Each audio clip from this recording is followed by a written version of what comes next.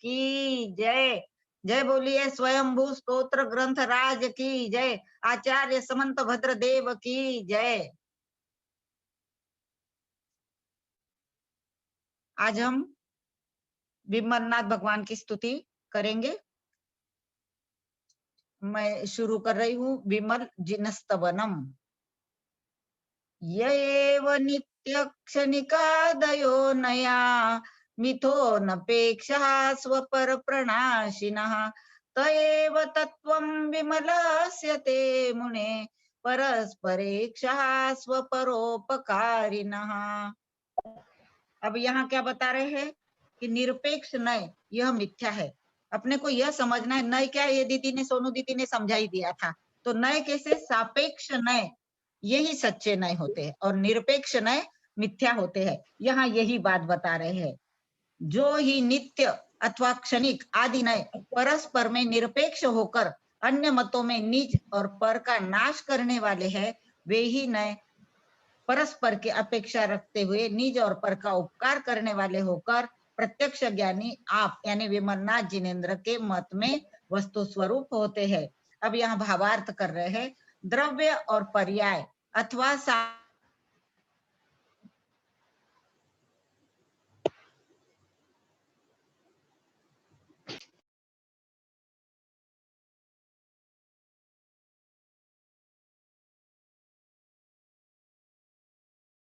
सामान्य अंश को ग्रहण करता है तब पदार्थ नित्य अनुभव में आता है, और जब ज्ञान पर्याय अथवा विशेष अंश को ग्रहण करता है तब पदार्थ क्षणिक अथवा अनित्य अनुभव में आता है। चूंकि द्रव्य और पर्याय में अथवा सामान्य और विशेष में प्रदेश भेद नहीं है, इसलिए द्रव्य या सामान्य अंश को ग्रहण करते समय पर्याय या विशेष अंश को गौण तो किया जा सकता है, परंतु सर्वथा उपेक्षित नहीं किया जा सकता। इसी प्रकार पर्याय या विशेष अंश को ग्रहण करते समय द्रव्य या सामान्य अंश को गौण तो किया जा सकता है, परंतु सर्वथा उपेक्षित नहीं किया जा सकता, क्योंकि सर्वथा उपेक्षित किए जाने पर नय परस्पर निरपेक्ष हो जाते हैं और उस निरपेक्ष अवस्था में वे नय न तो स्व अपने द्वारा गृहीत अंश को सुरक्षित रख सकते हैं और न पर अपने द्वारा अगृहीत अंश को ग्रहण कर सकते हैं। द्रव्य बिना पर्याय के नहीं रह सकता और पर्याय बिना द्रव्य के निराधार नहीं रह सकती, इसलिए एक के नष्ट होने पर दोनों ही नष्ट होते हैं। सांख्य तथा बौद्ध आदि अनेक दर्शनों में पदार्थ के एक एक अंश को ग्रहण कर उन्हें सर्वथा नित्य अथवा सर्वथा क्षणिक माना गया है। इस स्थिति में वे नय दुर्नय कहे जाते हैं। उनसे पदार्थ के परमार्थ स्वरूप का प्रतिपादन संभव नहीं है, परंतु हे विमल जिनेन्द्र, आप ज्ञानावरणादि कर्मरूप मल से रहित है, इसलिए प्रत्यक्ष ज्ञानी है। उस प्रत्यक्ष ज्ञान के द्वारा आपने वस्तु तत्व का अच्छी तरह अवलोकन कर प्रतिपादन किया है। यही कारण है कि आपके नय परस्पर में एक दूसरे की अपेक्षा रखते हुए वस्तु स्वरूप का प्रतिपादन करते हैं, इसलिए निज और पर का उपकार करने वाले हैं तथा परमार्थ स्वरूप है। अब हम दूसरे नंबर का श्लोक देखेंगे विमलनाथ जिनेन्द्र की स्तुति में। यथैकशः कारकमर्थ सिद्धये समीक्ष शेषं स्वसहाय कारकं तथैव सामान्य विशेष मातृका नयास्तवेष्टा गुणमुख्य कल्पतः। अब यहाँ क्या बता रहे हैं? आगे नयों में प्रतिनियत व्यवस्था का विधान करते कि नयों में कैसी व्यवस्था है। तो यहाँ कारक शब्द की व्युत्पत्ति करोति क्रियाम निर्वर्तयति कारकम इस प्रकार है, अर्थात जो क्रिया को करे उसे कारक कहते हैं। कारक कर्ता कर्म करण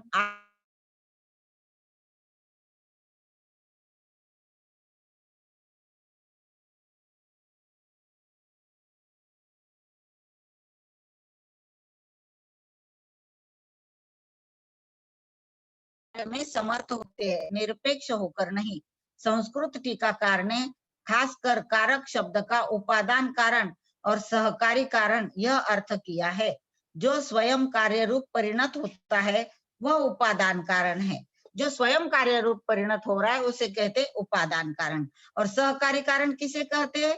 यह अर्थ यानी जो अपने को उसमें सहकार्य करे उसे सहकारी कारण। जो स्वयं कार्य रूप परिणत होता है वह उपादान, और जो कार्य की उत्पत्ति में सहायक वो होता है सहकारी कारण।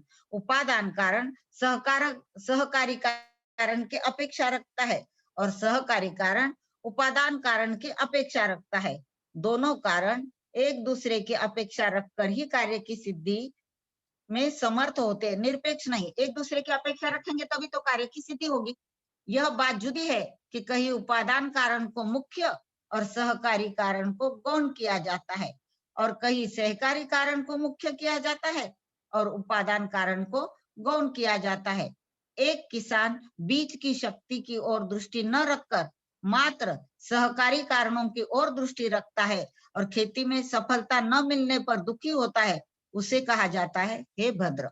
जिस प्रकार तू बाह्य सहकारी कारणों की ओर दृष्टि रखता है, उनकी संभाल करता है, उसी प्रकार बीज की ओर भी दृष्टि रख। उत्तम जाति का निर्घृण बीज ही अंकुर उत्पन्न करने की सामर्थ्य रखता है, भुना हुआ बीज नहीं। यहाँ बीज रूप उपादान कारण को मुख्यता देकर सहकारी कारण को गौण किया गया है। इसी प्रकार एक किसान चुन चुनकर अच्छा बीज बोता है, परंतु जमीन और रीति आदि की अनुकूलता न देख उसड़ जमीन रहती है ना, जो अच्छी खेती करने के लिए योग्य नहीं होती, उसड़ भूमि बोलते हैं उसको। उस जमीन में आर्द्रता नष्ट हो जाने पर बीज बोता है और खेती में सफलता न मिलने पर दुखी होता है, उसे कहा जाता है हे भद्र। जिस प्रकार तूने बीज को तो उत्तम चुना, उसी प्रकार जमीन आदि बाह्य सहकारी कारणों का भी तो चुनाव ठीक ठीक कर। उत्तम बीज ऊसर भूमि जमीन में क्या लाभ पहुंचा सकेगा? यानी अच्छा बीज हो और जमीन अच्छी ना हो तो क्या लाभ? यहाँ सहकारी कारण को मुख्यता देकर उपादान कारण को गौण किया गया है। इसी प्रकार कोई भद्र आत्मशक्ति की ओर दृष्टि न रख मात्र शरीराश्रित क्रियाकांड के द्वारा मुक्ति रूप कार्य की सिद्धि करना चाहता है, उसे कहा जाता है कि हे भद्र, मात्र शरीराश्रित क्रियाओं को कर तू अनंत बार मुनि हुआ, परंतु आत्मशक्ति की संभाल के बिना मुक्ति प्राप्त नहीं कर सका। यहाँ उपादान कारण को मुख्यता देकर सहकारी कारण को गौण किया गया है, और एक भद्र प्राणी मात्र आत्मशक्ति की ओर जोर देकर शरीर आश्रित बाह्य चारित्र से परांगमुख हो रहा है, उसे कहा गया है कि हे भद्र, यद्यपि बाह्य चारित्र शरीर आश्रित क्रिया है, तथापि इसके बिना आत्मशुद्धि रूप आभ्यंतर चारित्र प्रकट होने वाला नहीं। यहाँ बाह्य सहकारी कारण को मुख्यता और उपादान कारण को गौणता दी गई है। इस प्रकार मुख्यता और गौणता को स्वीकृत करते हुए जब भी दूसरे की अपेक्षा को सर्वथा नहीं छोड़ा जाता है, तभी उपादान या सहकारी कारण कार्य करने में समर्थ होते हैं। यहाँ उपादान कारण और सहकारी कारण को दृष्टांत कोटि में रखकर नयों को दार्ष्टान्त कोटि में रखा है। जैनागम में मुख्य रूप से दो नय माने गए हैं, एक तो द्रव्यार्थिक नय और एक पर्यायार्थिक नय अथवा निश्चय नय और व्यवहार नय। द्रव्यार्थिक नय का विषय द्रव्य अथवा सामान्य माना है और पर्यायार्थिक नय का विषय पर्याय अथवा विशेष माना है। इसी प्रकार निश्चय नय का विषय द्रव्य है और व्यवहार नय का विषय पर्याय है। ये दोनों नय प्रतिपाद्य शिष्य की योग्यता देख प्रतिपत्ता यानी वक्ता के अभिप्रायानुसार मुख्य और गौण तो होते रहते हैं, परंतु एक दूसरे की अपेक्षा को नहीं छोड़ते, सापेक्ष रहकर ही कार्य की सिद्धि में समर्थ होते हैं। हे विमल जिनेन्द्र, आपको इस प्रकार के सापेक्ष नय ही इष्ट है, निरपेक्ष नय नहीं। यह यहाँ पर बताया है। अपन जब तत्वार्थ सूत्र पढ़ेंगे ना, आगे आगे बढ़ेंगे, वैसे अपने को एक सूत्र भी आएगा उसमें, अर्पिता नर्पित सिद्धे है। ये यही बात यहाँ पर बताइए जो अभी अपन तत्वार्थ सूत्र में आगे आगे पढ़ेंगे। अब मैं तीसरा श्लोक पढ़ रही हूँ। परस्परेक्षान्वय भेद लिंगतः प्रसिद्ध सामान्य विशेषयोस्तव समग्रतास्ति स्वपरावभासकम् यथा प्रमाणम भुवि बुद्धि लक्षणम। अब यहाँ क्या बता रहे? नयों की सामान्य विशेष मातृकता सिद्ध करते हैं। यहाँ बता रहे हैं, हे भगवान, जिस प्रकार पृथ्वी पर स्व और पर को प्रकाशित करने वाला ज्ञान रूप लक्षण से युक्त प्रमाण प्रसिद्ध है, उसी प्रकार आपके मत में परस्पर एक दूसरे की अपेक्षा रखने वाले अभेद और भेद के ज्ञान से प्रसिद्ध सामान्य और विशेष की पूर्णता विद्यमान है। इस श्लोक के पुष्पिका वाक्य में कहा गया है कि सामान्य और विशेष किसी प्रमाण के सिद्ध नहीं है, अतः नए सामान्य मातृक और विशेष मातृक कैसे हो सकते हैं? इस शंका का समाधान करते हुए समंत भद्र स्वामी कहते हैं कि संसार के प्रत्येक पदार्थ में अन्वय, अभेद और भेद, व्यतिरेक का ज्ञान होता है। यह वही है, यह वही है। इस प्रकार के अन्वय रूप ज्ञान से पदार्थ में अभेद का ज्ञान होता है, और यह दूसरा है, पूर्व पर्याय से भिन्न है। इस प्रकार के व्यतिरेक रूप ज्ञान से पदार्थ में भेद का ज्ञान होता है। उक्त अभेद ज्ञान से जान पड़ता है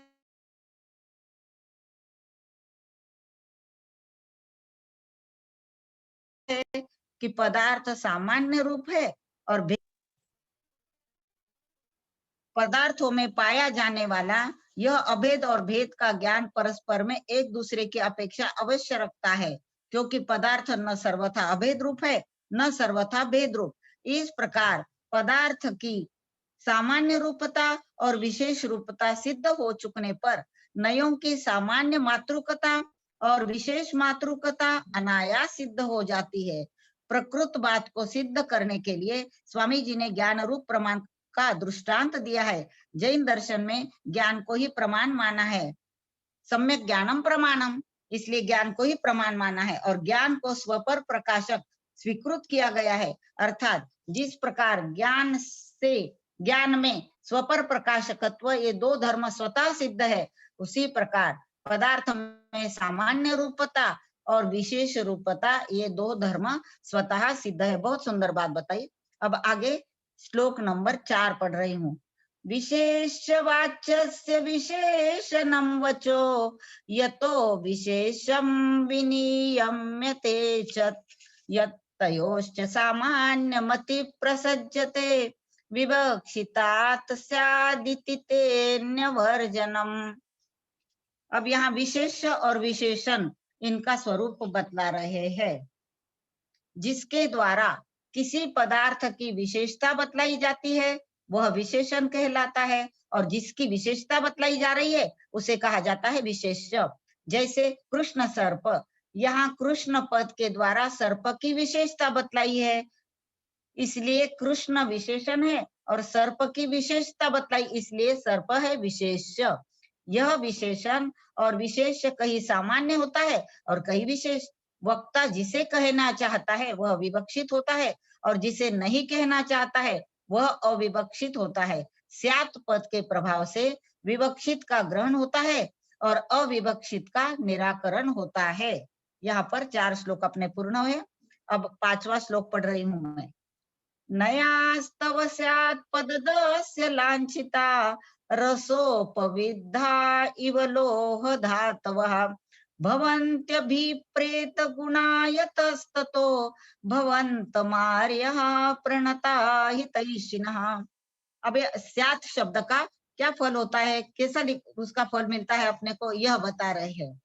इस श्लोक में स्यात् शब्द की महिमा बतलाते हुए स्वामी कहते हैं कि हे भगवान, जिस प्रकार पारद आदि रसों के संयोग से लिप्त लोहा, तांबा आदि धातुएं सुवर्ण रूप परिणत होकर साधक के मनोरथों को पूर्ण करती है, उसी प्रकार स्यात् पद रूप परमार्थ से युक्त आपके नए साधक के मनोरथों को पूर्ण करते हैं, स्वर्ग मोक्ष आदि रूप फल को सिद्ध करते हैं।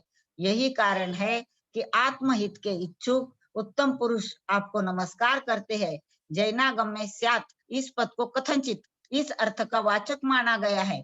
उसके साथ नयों का प्रयोग करने से वस्तु स्यात् नित्यम, वस्तु किसी अपेक्षा से नित्य है, और वस्तु स्यात् अनित्यम, वस्तु किसी अपेक्षा से अनित्य है। इस तरह विवक्षा भेद से नित्यानित्यात्मक सिद्ध होती है। यह स्यात् पद सत्य रूप है, वस्तु के परमार्थ स्वरूप का प्रतिपादक है, इसके बिना नए मिथ्या नए कहलाते हैं और उनसे साधक को इष्ट फल की प्राप्ति नहीं होती है। जय बोलिए विमलनाथ भगवान की जय, आचार्य समंत भद्रदेव की जय। अब और कोई पढ़े दीदी? हाँ विजया आंटी, बाबूजी आप पढ़ेंगे या कोई और स्वयंभू स्रोत किसी के पास बुक है क्या? अभी किसी के भी पास स्वयंभू स्रोत की बुक हो तो आगे पढ़ना चाहते हो तो बताएं। श्लोक बहन जी से पढ़वा दो, हिंदी में पढ़ दूंगा। अच्छा जी, जय बोलिए अनंतनाथ भगवान की जय। अनंत जिनस्तवनम अनंत दोषाशय विग्रहो ग्रहो विसंगवान मोहमयश्चिरं हृदि यतो जितस्तत्व रुचौ प्रसीदता त्वया ततो भूर्भगवान अनंत जिनम। अनंतजित अनंतनाथ भगवान का ये प्रथम श्लोक पढ़ा। हाँ, इसमें अनंतनाथ भगवान के अनंत दिन नाम की सार्थकता बतलाते हैं जी। यहाँ 14वें तीर्थंकर श्री अनंतजित के नाम की सार्थकता बताते हुए श्री समंत भद्र स्वामी लिखते हैं कि हे भगवान, क्योंकि आपने अनादिकाल से हृदय में संलग्न और राग देश आदि अनंत दोषों से युक्त मोह रूपी ग्रह को जीत लिया है, इसीलिए नास्ति अंतो यस्य से अनंत संसार कारणात् मिथ्यात् मैं नंत इति कथ्य थे तम नंतम जयति। इसमें ती अनंत जित, जिनका अंत नहीं है वह अनंत है। इस तरह अनंत नाम संसार का है, अनंत का कारण होने से मिथ्यात्वी अनंत कहलाता है। ऐसे अनंत को आपने जीत लिया है। इस विपत्ति के आधार से आपका अनंत जित ये नाम अत्यंत सार्थक है। या मिथ्यात्व में ग्रह का आरोप किया है। इससे सिद्ध होता है कि जिस प्रकार ग्रह पिशाच मनुष्य पृथक होने पर भी उसे दुखी करता है, उसी प्रकार यह मिथ्यात्व शुद्ध चेतन रूप आत्मद्रव्य से पृथक होने पर भी विकार्य विकारक भाव के कारण इस जीव को दुखी करता है। और जिस प्रकार ग्रह पिशाच अनेक दोषों का आधार होता है, उसी प्रकार यह मिथ्यात्व भी रागादि अनंत दोषों का आधार है। क्योंकि मिथ्यात्व के सद्भाव में ही रागादि दोष वृद्धि को प्राप्त होते हैं। ये मिथ्यात्व रूपी ग्रह आत्मा के साथ चिरकाल से लगा हुआ है और स्त्री पुत्रादि समस्त पदार्थ मेरे हैं, इस प्रकार के ममता भाव से सहित है। इस मिथ्यात्व रूपी ग्रह को नष्ट करने की प्रक्रिया बताते हुए स्वामी ने लिखा है कि हे भगवान, आपने जीवादि तत्वों के सिद्धांत में प्रसन्न होते हुए विपरीता भी निवेश रूप मल को दूर करते हुए मिथ्यात्व रूप ग्रह को जीता है। तत्व रुचि में प्रसन्नता का प्राप्त होना सम्यक दर्शन कहलाता है। इस सम्यक दर्शन के द्वारा ही मिथ्यात्व रूपी ग्रह की पराजय होती है। मिथ्यात्व आत्मा का सबसे बलिष्ठ शत्रु है। इसको निर्मूल किए बिना इस प्राणी का कल्याण होना दुर्भर है। दूसरा पढ़ो बहन जी, विजय बहन जी। विजय बहन जी। जी जी। कषाय नाम्नां द्विषतां प्रमाथिना मशेषयन्नाम भवान् शेषवित् विशोषणं मन्मथ दुर्मदामयं समाधि भैषज गुणैर्व्यलीनयत्। भाई साहब, आप इसका हिंदी भी अनुवाद पढ़िए, आपके पास है? हाँ है, मेरे पास है, पढ़ता हूँ। समाधि में गुणकारी औषध का तुमने अनुपान किया, दुर्निवार संतापक दाहक काम रोग का प्राण लिया। रिपु सम दुखद कसाय दल का और पूर्ण ते नाश किया, पूर्ण ज्ञान पर परम ज्योति से त्रिभुवन को परिकाश दिया। अब इसके अंदर कसाय रूप शत्रुओं को जीतकर आप सर्वज्ञ हुए हैं, इसका व्याख्यान करते हैं। आत्मा के शत्रुओं में मिथ्यात्व के बाद कसायों का नाम आता है। ये कसाय रूप शत्रु भी आत्मा को अत्यंत दुख देने वाले हैं। सम्यक दर्शन के द्वारा मिथ्यात्व को नष्ट कर सम्यक चारित्र रूपी पुरुषार्थ के द्वारा हे भगवान आपने क्रोधादि कसाय रूपी शत्रुओं को नष्ट किया है और इस तरह नष्ट किया है कि हृदय में उनका नाम विशेष नहीं रहने दिया। इस तरह कसाय रूपी शत्रुओं का समूल क्षय कर आप अंतर्मुहूर्त के भीतर सर्वज्ञ हो गए, अर्थात चराचर विश्व को जानने लगे। कसायों के समान काम भी अत्यंत दुखकारक है। इसके दुष्ट दर्द उद्रेक को आचार्य ने रोग की उपमा दी है। साधारण रोग की नहीं, किंतु अत्यधिक शोषण करने वाले रोग की। इस प्रचंड कामोद्रेक रूपी रोग को भी हे भगवान आपने उत्तम ध्यान रूप औषधि के गुणों से विलीन कर दिया है, गला दिया है, नष्ट कर दिया है। इस तरह आप निष्कसाय, निष्काम और सर्वज्ञ है। तीसरा जी, श्लोक नंबर 3। परिश्रमाम्बोर्भयवीचि मालिनी त्वया सतृष्णा सरिदार्य शोषिता असंग घर्मार्कगभस्ति तेजसा परम ततो वृत्तिधाम तावकम्। हिंदी पर धन्यवाद। जी, भरी लबालब श्रम के जल से भय में लहरे उपजाती, विषम वासना सरिता तुम में चिर के बहती थी आती। उसे सुखादि अपरिग्रह में तरुण अरुण की किरणों से युक्ति बधु वह हुई प्रभावित, इसीलिए तब चरणों से। इसके अंदर है कि आगे आपको निर्वाण धाम की प्राप्ति किस तरह हुई है, ये बात बताते हैं। जिस प्रकार किसी अविष्ट स्थान पर पहुंचने के लिए बीच में पड़ी हुई लहराती नदी बाधा खड़ी कर देती है, उसी प्रकार मोक्ष रूपी स्थान पर पहुंचने के लिए बीच में पड़ी हुई तृष्णा रूपी नदी बाधा खड़ी करती है। जिस प्रकार नदी में पानी भरा होता है, उसी प्रकार इस तृष्णा की रूपी नदी में परिश्रम रूपी जल भरा हुआ है, और जिस प्रकार नदी में लहरें उठा करती है, उसी प्रकार इस तृष्णा रूपी नदी में भय रूप लहरें निरंतर उठा करती है।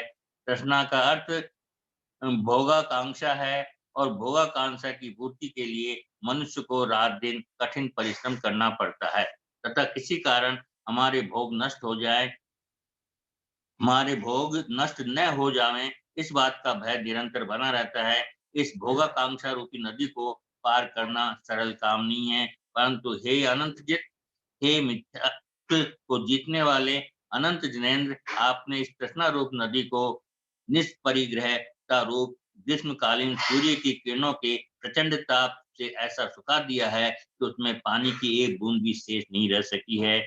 अब निर्वाण धाम को प्राप्त करने में बाधा कौन डाल सकता है? अब तो निर्वाण धाम आपका ही है, इसमें संदेह की बात नहीं है। परिग्रह भोगाकांक्षा का नो कर्म, अर्थात परिग्रह को देखकर भोगाकांक्षा वृद्धि को प्राप्त होती है। आपने निर्ग्रंथ मुद्रा धारण कर उस नो कर्म को नष्ट कर दिया है, इसलिए भोगाकांक्षा नष्ट हो गई है। संस्कृत टीकाकार ने धाम का तेज किया है, इसलिए श्लोक का भाव ऐसा होता है कि हे भगवान, जिस कारण आपने अपनी तृष्णा नदी को सुखा दिया है, उस कारण आपका अनंत ज्ञानादि तेज उत्कृष्ट है। चौथा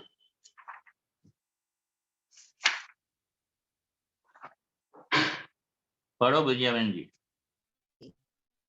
सवृदत्वयि श्री सुभगत्वमश्नुते द्विषंस्त्वयि प्रत्ययवत् प्रलीयते भवानुदासीन तमस्तयोरपि प्रभो परम चित्रमिदं तवेहितम्।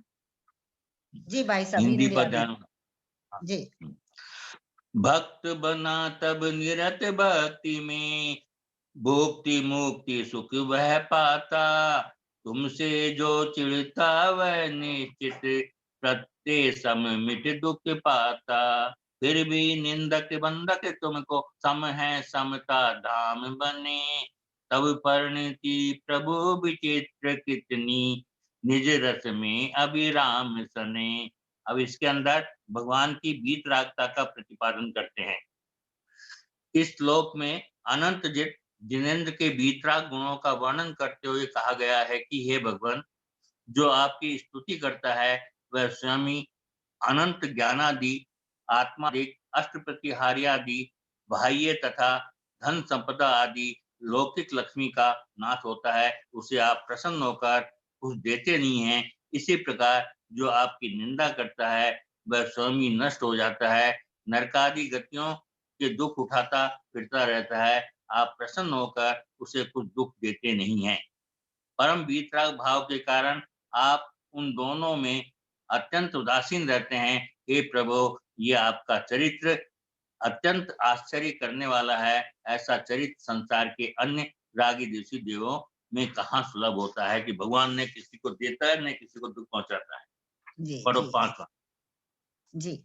श्लोक नंबर 5। त्वमीदृशस्तादृशयित्ययं मम प्रलापलेशोऽल्पमतेर्महामुने अशेष माहात्म्यमणिरयन्नपि शिवाय संस्पर्श इवामृताम्बुधे। हिंदी पर जनक, तुम ऐसे हो तुम वैसे हो, मम लघु घी का कुछ कहना, केवल प्रलाप भर है मुनिवर भक्ति भाव में बस बहना। तब महिमा का पार नहीं पर अल्प मात्र भी तारण है, अमृत सिंधु का स्पर्श तुल्य बस शांति शोक का कारण है। अब भगवान का अल्प गुण वर्णन भी कल्याण का कारण होता है। ये कहते हैं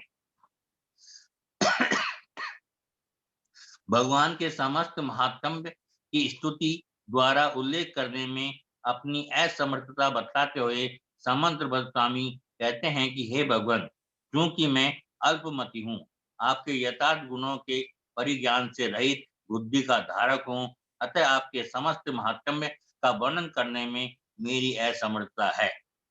मैं तो आपकी स्तुति के रूप में इतना ही कह सकता हूँ कि आप ऐसे हैं अथवा वैसे हैं, परंतु मेरी ये श्रद्धा है कि सकल पदार्थों के प्रत्यक्ष ज्ञाता होने से आप मेरे हृदय की भावना को अच्छी तरह जानते हैं। सही मेरे पास विशाल शब्दावली है, किंतु भक्ति से ओतप्रोत हृदय तो है। मेरा यह भक्तिपूर्ण हृदय ही मेरे लिए शिव मोक्ष का अथवा सांसारिक सुख का कारण है। जिस प्रकार अमृत के समुद्र में अवगाहन करना तो दूर रहा, उसका स्पर्श भी आनंददायी होता है, उसी प्रकार आपकी पूर्ण स्तुति तो दूर रही, उसका लेस मात्र भी आनंददायी होता है। जय बोलो अनंतनाथ भगवान की जय।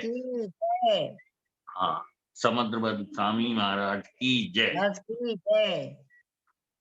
दीदी बोलिए।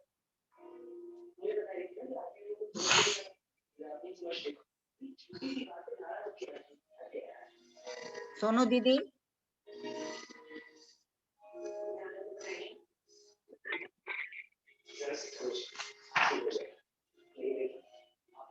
पढ़े क्या आगे फिर? अभी तो 10 मिनट टाइम है, कर लेते हैं। और करना है हाँ। मुझे। अभी ये वाला कर दे। पढ़ रहे दीदी? दीदी आप पढ़ रहे? कौन सा? अभी धर्मनाथ भगवान। धर्मनाथ भगवान। अच्छा, 15वें धर्मनाथ। हाँ, आप धर्मनाथ भगवान की जय। धर्म तीर्थ मनघम परिवर्तयन् धर्म इत्यनुमत सताम भवान कर्म कच्च मद हतोपो गनिभि सर्म शाश्वत मवाप संकरम। धर्मनाथ भगवान के बारे में इनकी श्रद्धा करते हुए, इनकी भक्ति करते हुए आचार्य ने लिखा कि हे धर्मजिन, सम्यक दर्शनादि रूप धर्म तीर्थ को अथवा सम्यक दर्शनात्मक धर्म के प्रतिपादक आगम तीर्थ की लोक में प्रवर्तित करते हुए आप सत्पुरुषों द्वारा धर्म इस सार्थक संज्ञा के लिए हुए माने गए हैं। धर्म मतलब आपका नाम धर्मनाथ है, तो आपका नाम आपके गुण को सार्थक करता है। आपने तप रूप अग्नियों से कर्म वन को जलाया है। आपने अपनी तपस्या के द्वारा सारे के सारे कर्मों को जलाया है। शाश्वत अविनश्वर सुख प्राप्त किया है। ऐसा सुख जो शाश्वत है, परमानेंट है, अविनश्वर है, कभी नाश नहीं होने वाला है। अभी कोई बहुत बड़े बड़े बंगलों में रहता है तो वो उसको सुख मानता है, लेकिन वो कभी भी जा सकता है। पर इन्होंने जो सुख प्राप्त किया है वो शाश्वत। आप इसीलिए शंकर हैं और कर्म वन को दहन कर अपने को और धर्म तीर्थ की प्रवर्तित कर सफल प्राणियों को सुख करने वाले, मतलब भगवान के पहला नंबर स्त्रोत की स्तुति करते हुए कहते हैं कि धर्मनाथ भगवान, आपने अपने नाम के अनुसार गुण है और आपने शाश्वत सुख को प्राप्त किया है, और हमें भी उनसे यह प्रेरणा चाहिए। देव मानव निकाय सप्तमे रेजिशे परिवृतो वृतो बुद्धे तारका परिवृतोति पुष्कलो व्योम निवशश लाचनो मलह। जिस प्रकार निर्मल धन पटलादि मल से रहित पूर्ण चंद्रमा आकाश में ताराओं से परिवेष्ट हुआ शोभता है, उसी प्रकार हे धर्मजिन, आप देव और मनुष्यों के उत्तम समूहों से परिवेष्टित तथा गंधरादि बुद्ध जनों से परिवारित हुए शोभा को प्राप्त हुए हैं।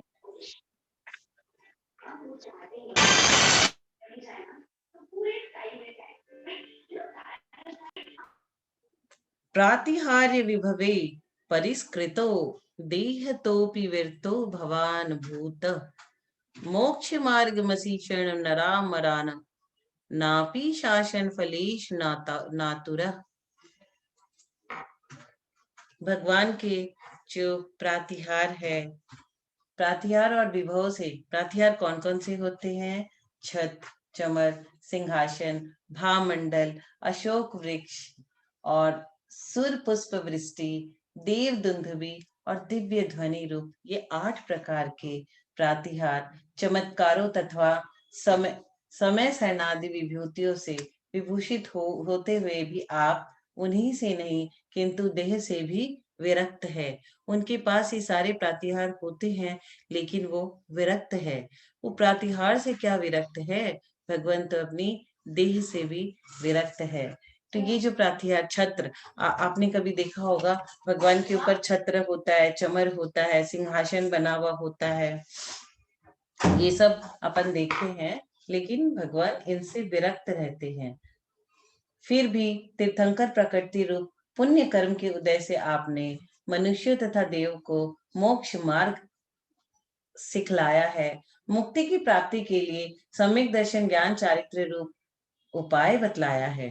सम्यक दर्शन ज्ञान चारित्राणी जो हम लोग चतवार सूत्र का पहला सूत्र है, वही इसमें समझाया गया है। परंतु आप शासन फल की, आप इससे आतुर रही हुए कभी आपने यह इच्छा भी नहीं की कि मेरे उपदेश का फल जनता की भक्ति अथवा उनकी कार्य सिद्धि आदि के रूप में शीघ्र प्रकट होवे, और यह सब परिणति आपकी वीतरागता, परिमुक्ता और उच्चता की घोतक है। जो शासन फल के लिए आतुर रहते हैं वे ऐश्वर्यशाली होते हुए भी क्षुद्र संसारी जीव होते हैं, इसलिए वे सभी प्राय दंभक के शिकार होते हैं और उनसे सच्चा शासन बन नहीं सकता है।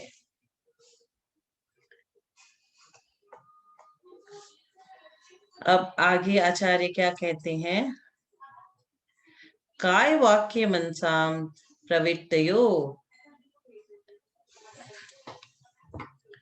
नाभवस्तम मुनिश्चिकित्स्या नास्मिक्ष्य भवत प्रवृत्तयो धीरतावक मचिंतय मिहितम। आप प्रत्यक्ष ज्ञानी मुनि के मन वचन काय की प्रवृत्तियां प्रवृत्त करने की इच्छा आप में नहीं हुई। यथावत वस्तु स्वरूप को न जानकर अशिक्षिम्य के रूप में भी वे नहीं हुए। इस तरह ही धीर धर्मजिन आपका इर्हित चरित्र अचिंत्य है, उसमें वे सब प्रवृत्तियां बिना आपकी इच्छा और असीम क्षयकारिता की तीर्थंकर नाम कर्मोदय तथा भव्य जीवों के अदृष्ट भाग्य विशेष के वश से होती है। अब ये धर्मनाथ भगवान की स्तुति करते हुए अंतिम मानुषीम प्रकृति मभ्यतीतवान देवता स्वपि च देवता यथा तेन नाथ पर मासी देवता श्रेयसी जिनवृष प्रसिद्ध न। अंतिम 5वें नंबर में ऐसा कहा गया है कि हे नाथ, चूंकि आप मानुषी प्रकृति को, मानव स्वभाव को अतिक्रांत कर गए हैं और देवताओं में भी देवता है, पूज्य हैं, इसलिए आप परम उत्कृष्ट देवता है, पूज्यतम है सबसे। जैसे एक होता इंद्र और एक होता महेंद्र, इंद्रों का राजा महेंद्र, वैसे आप उनके भी राजा और पूज्यतम है। अतः हे धर्मजिन, आप हमारे कल्याण के लिए प्रसन्न होवे।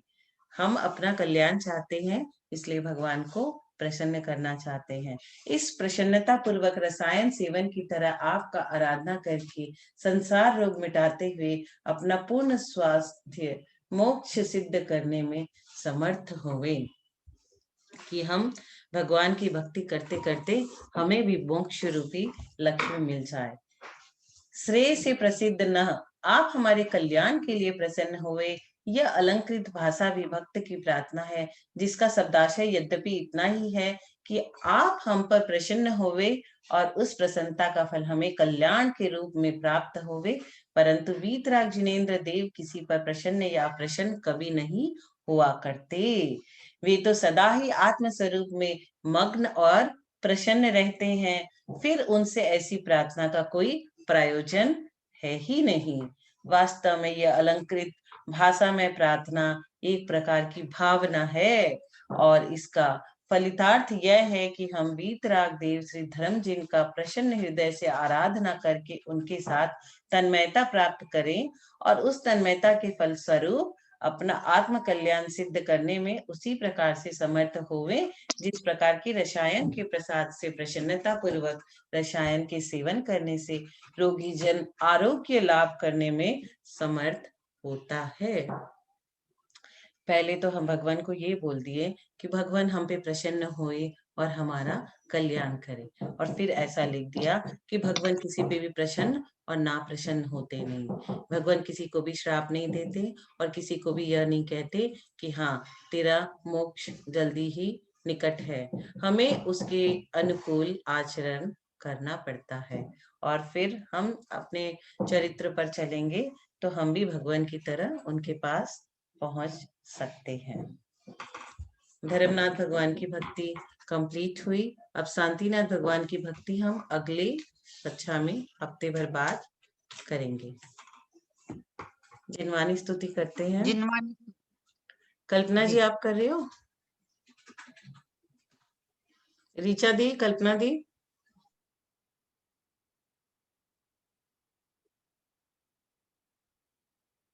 बाबूजी आप करो जिनवानी स्तुति। हाँ करो।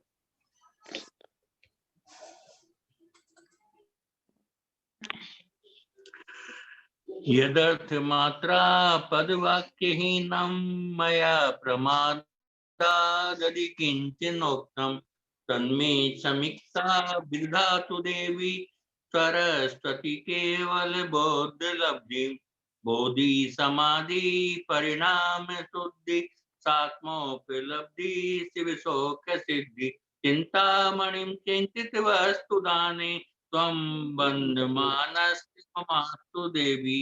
वाणी के ज्ञान से सूर्य लोक का लो सुवाणी जिनवाणी भारती तो ये जब